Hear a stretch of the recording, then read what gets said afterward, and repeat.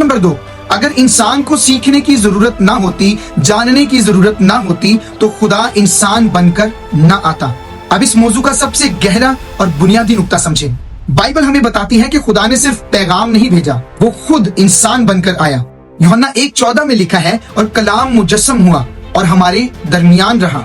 यहाँ बहुत बड़ी इलाही मंतक मौजूद है। खुदा चाहता तो आसमान से ही आवाज देता रहता, खुदा चाहता तो वो फरिश्तों के जरिए ही पैगामात भेजता रहता, और खुदा चाहता तो सिर्फ रूहानी इल्हाम के जरिए ही सबको सिखा देता, या फिर खुदा चाहता तो वो इंसान के दिल में बराह रास्त सब कुछ डाल देता। लेकिन उसने ऐसा नहीं किया।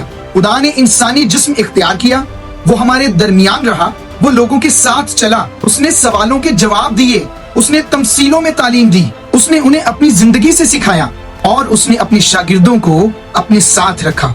ये क्यों?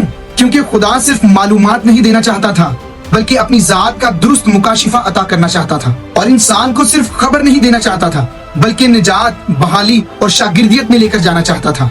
इब्रानियों बाब नंबर 1 आयत नंबर 1 और 2 में लिखा है, अगले जमाना में खुदा ने बाप दादा से हिस्सा बहिस्सा और तरह बतरह नबियों की मारिफत कलाम करके इस जमाना के आखिर में हमसे बेटे की मारिफत कलाम किया, जिसे उसने सब चीजों का वारिस ठहराया और जिसके वसीला से उसने आलम भी पैदा किए। इससे वाज़ेह हो जाता है कि खुदा का कामिल इजहार, खुदा का कामिल मुकाशिफा, खुदा का कामिल ज़हूर हमें मसीह में नजर आता है। बस यहाँ दलील ये है कि अगर खुदा समझता कि इंसान को किसी तरह की इंसानी तालीम, रहनुमाई, मिसाल और जाहिरी इंकिशाफ की जरूरत ही नहीं, तो फिर उसका मुजस्सम होना गैर जरूरी था।